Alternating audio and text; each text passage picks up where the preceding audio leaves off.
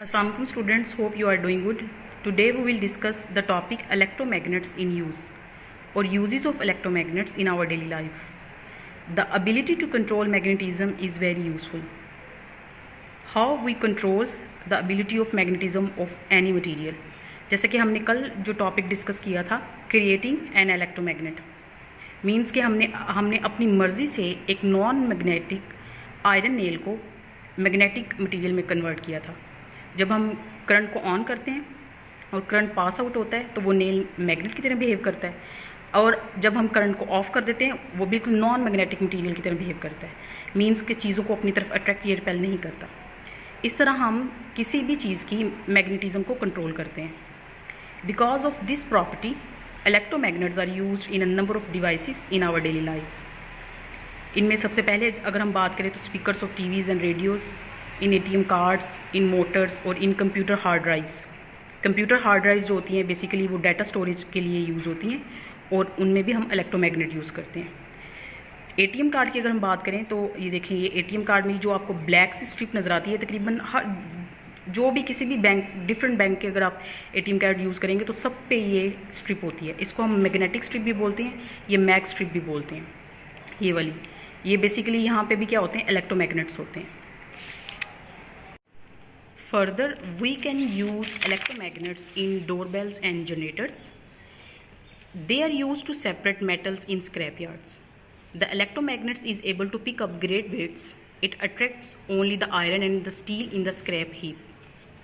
अब ये देखिए, उन्होंने पिक्चर में भी आपको दिखाया हुआ है कि एक क्रेन को यूज़ किया जा रहा है, या ये देखें ये स्क्रैप हीप है।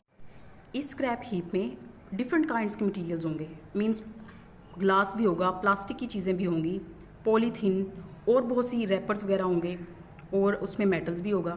अब इतने बड़े ढेर में से एक तो मेटल्स को सेपरेट करना मुश्किल है, टाइम कंज्यूमिंग है ये काम। दूसरा, जाहिर सी बात है अगर कोई हैवी मेटल्स होंगी तो उनको इस तरह सेपरेट करना या उठाना मुश्किल है। तो उसके लिए फिर ये इलेक्ट्रोमैग्नेटिक जो ट्रेन होती है वो यूज़ की जाती है। उसमें क्या होता है, जब इसमें करंट पास आउट होता है, इलेक्ट्रोमैग्नेट जो होता है वो ऑन होता है, तो जाहिर सी बात है मेटल्स जो है वो क्या करते हैं, वही सिर्फ मैग्नेट की तरफ अट्रैक्ट करते हैं, तो वो क्या करेंगे, वो चिपक जाएंगे इसके साथ, और फिर ये क्रेन किसी सेपरेट जगह पे लेके जाएगी, और जैसे ही वो करंट को ऑफ करेंगे तो जाहिर सी बात है जो इलेक्ट्रोमैग्नेट है ये करंट के ऑफ हो जाने से क्या करेगा, नॉन मैग्नेटिक मटेरियल की तरह बिहेव करेगा, मींस कि ये मेटल्स को अट्रैक्ट नहीं करेगा। फिर वो क्या करेगा, एक नई सेपरेट जगह पे जाके ये मेटल्स को रिलीज़ कर देता है। इस तरह ये जो इलेक्ट्रोमैग्नेट होता है वो स्क्रैप यार्ड में से हैवी मेटल्स को या हैवी वेट्स को सेपरेट करने के लिए यूज़ किया जाता है। नेक्स्ट जो यूज़ है वो मैग्लेव ट्रेन का है। Maglev trains have electromagnets attached below them. अब क्वेश्चन ये है कि मैग्लेव ट्रेन में इलेक्ट्रोमैग्नेट यूज़ कैसे होते हैं। बेसिकली मैग्लेव ट्रेन का जो नीचे वाला हिस्सा होता है वहाँ पे भी इलेक्ट्रोमैग्नेट होते हैं, जिस ट्रैक के ऊपर वो मूव कर रही होती है वहाँ पे भी इलेक्ट्रोमैग्नेट होते हैं। लेकिन जो ट्रैक के ऊपर इलेक्ट्रोमैग्नेट होता है वो फॉर एग्जांपल अगर नॉर्थ पोल है तो ट्रेन के नीचे जो इलेक्ट्रोमैग्नेट है उसका पोल भी नॉर्थ ही होगा। अगर इसके ऊपर जो ट्रैक के ऊपर इलेक्ट्रोमैग्नेट है उसका पोल साउथ है तो ट्रेन के नीचे जो इलेक्ट्रोमैग्नेट होगा उसका भी साउथ ही है। और हम ये अच्छे से जानते हैं कि जो लाइक चार्जेस होते हैं या लाइक पोल ऑफ मैग्नेट्स होते हैं वो एक दूसरे को रिपेल करते हैं। जैसे पॉजिटिव पॉजिटिव को रिपेल करता है, इसी तरह नॉर्थ पोल जो होगा मैग्नेट का वो दूसरे मैग्नेट के नॉर्थ पोल को रिपेल करेगा, और जो साउथ पोल होगा वो दूसरे मैग्नेट के साउथ पोल को रिपेल करेगा। ठीक है, जाहिर सी बात है अब ये दोनों लाइक पोल्स हैं तो एक दूसरे को रिपेल करेंगे। अगर रिपेल करेंगे तो क्या होगा, जैसे ट्रेन जो होगी वो मूव करेगी, चलना शुरू होगी, तो जाहिर सी बात है वो मैग्नेट्स एक दूसरे को रिपेल कर रहे हैं, तो रिपेल करने की वजह से वो ट्रेन जो होगी वो वहीं पे स्टिल खड़ी नहीं रहेगी, वो उनके रिपेल करने की वजह से वो आगे की तरफ मूव करना शुरू कर देती है। A maglev train and the track it travels on contain powerful electromagnets. These magnets are arranged in a way that the magnets at the bottom of the train and those on the surface of the track face the same poles. Means अगर यहाँ पे north pole है, इसके नीचे maglev train के नीचे electromagnet का north pole है, तो जो ट्रैक के ऊपर इलेक्ट्रोमैग्नेट होगा उसका भी नॉर्थ पोल ही होगा। The train contains magnets in which the north pole face downwards since similar poles repel each other. When the electricity is turned on, the train floats just above the track.